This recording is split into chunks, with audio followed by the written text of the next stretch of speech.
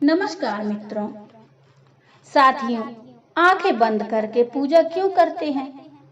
क्या आप जानते हैं? मित्रों, सृष्टि के कण कण में ईश्वर का वास है। ये बात सदियों से कही सुनी जा रही है। मनुष्य के रोम रोम में भगवान बसे हैं। ये पहले वाक्य का ही रूपांतरित हिस्सा है, जिसे मनुष्य पर केंद्रित कर दिया गया है। सवाल ये है कि जब रोम रोम में भगवान बसे हैं, सृष्टि के कण कण में ईश्वर विराजमान हैं, तो हमें दिखाई क्यों नहीं देते? और उससे भी बड़ी बात यह है कि जब हम भगवान की पूजा के लिए उनकी तस्वीर या मूर्ति के सामने जाते हैं, तो अपनी आंखें बंद करके ही उनका ध्यान करते हैं। अब सवाल यह है कि अपनी आंखें खोलकर हम ईश्वर में ध्यान क्यों नहीं लगाते? कई दिनों से ये सवाल मेरे मन में चुभ रहा था, इसलिए इसका उत्तर खोजने की जिज्ञासा बढ़ती जा रही थी।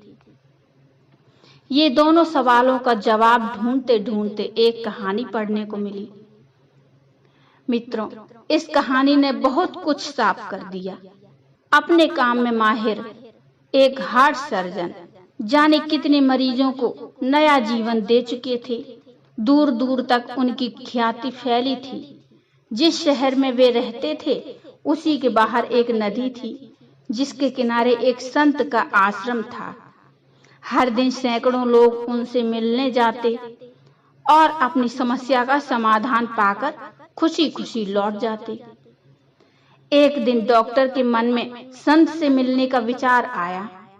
बिना देर किए वे संत से मिलने जा पहुंचे। पेड़ के नीचे बैठे संत बेहद शांत भाव से लोगों के सवालों और जिज्ञासाओं के जवाब दे रहे थे। ऐसा करते करते डॉक्टर का भी नंबर आ गया। उन्होंने संत से कहा, महाराज, क्या यह सच है कि ईश्वर मनुष्य के हृदय में रहता है? मैं तो हार्ट सर्जन हूँ।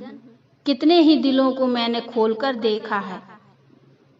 उसके एक एक अंग से परिचित हूँ, लेकिन मुझे कभी उसमें ईश्वर के दर्शन नहीं हुए। अब सवाल सुनकर संत मुस्कुराने लगे। उन्होंने तत्काल अपने शिष्यों से एक गाय बुलवाई। गाय आते ही संत ने डॉक्टर से कहा कि वे जाएं और गाय का दूध निकाल लाएं। आज्ञा मिलते ही डॉक्टर ने बर्तन उठाया और गाय का दूध दूहने पहुंच गए, लेकिन लाख कोशिशों के बाद भी वे गाय का एक बूंद भी दूध नहीं निकाल पाए। आखिरकार इस काम में नाकाम होकर वे संत के पास लौट आए। संत ने मुस्कुराते हुए इस बार शिष्य से कहा कि वो गाय का बछड़ा ले आए। शिष्य ने बछड़े को गाय के पास लाकर बांध दिया। बछड़े के आते ही गाय उसे दुलारने लगी। संत ने डॉक्टर से कहा, अब आप दूध दूहने की कोशिश करिए। डॉक्टर ने फिर से वही प्रक्रिया दोहराई, लेकिन इस बार उन्हें नाकामी नहीं बल्कि कामयाबी मिली और गाय ने इतना दूध दिया कि देखते ही देखते बर्तन लबालब हो गया। डॉक्टर हैरानी के साथ संत के पास लौट आए। संत डॉक्टर की हैरानी को समझकर बोले, जैसे गाय के दुधारू होते हुए भी पहले आप उससे दूध नहीं पा सके, वैसे ही जब तक आपके भीतर सच्चा ज्ञान, सच्चे ध्यान और बाहर सच्चे प्रेम की लौ प्रज्वलित नहीं होगी, तब तक आप ईश्वर को नहीं पा सकेंगे। आंखें बंद रहे तो प्रकाश कितना ही तेज क्यों न हो, दिखाई नहीं देता। आंखें खुल जाए तो यह सवाल ही बेकार हो जाता है। अपने भीतर आस्था, विश्वास और प्रेम का दीप जलाओ। यह जान लें कि उनका उजियारा संदेह के अंधेरे से लाख गुना बलशाली है। उन्होंने फिर एक उदाहरण दिया कि पानी में जब जब तरंगे हिलोरे मारती हैं, चांद की परछाई उसमें साफ दिखाई नहीं देती, लेकिन वही पानी जब स्थिर और शांत हो जाता है तो उसमें चांद का प्रतिबिंब एकदम साफ दिखाई देता है। संत ने कहा कि दिल में यदि यही शांति और निर्मलता हो तो ईश्वर के दर्शन के लिए दूर नहीं जाना होगा।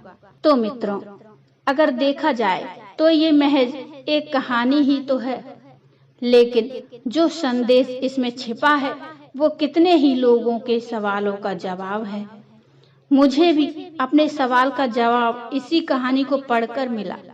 हालांकि दौड़ भाग और आपाधापी के बीच मन को शांत रखना एक बड़ी चुनौती है, लेकिन एक सवाल का जवाब भी दिल को बहुत सुकून देता है। मैं अब भी पहले की ही तरह पूजा अर्चना के दौरान आंखें बंद कर लेती हूँ, लेकिन तब और अब के दौरान काफी बदलाव महसूस करती हूँ। मित्रों, करके तो देखिए और अपने अनुभव मुझे शेयर करिए। मित्रों, इसके साथ ही ये कहानी आपको कैसी लगी ये भी मुझे कमेंट में बताइए। कहानी यदि अच्छी लगी हो तो इसे लाइक अवश्य कर दीजिए और चैनल को सब्सक्राइब कर लीजिए। और हाँ, बेल आइकन को जरूर प्रेस करिए, जिससे आपको हमारी नई नई कहानियों की नोटिफिकेशन मिलती रहेंगी। तो मिलते हैं एक और नई कहानी, नई जानकारी के साथ। तब तक के लिए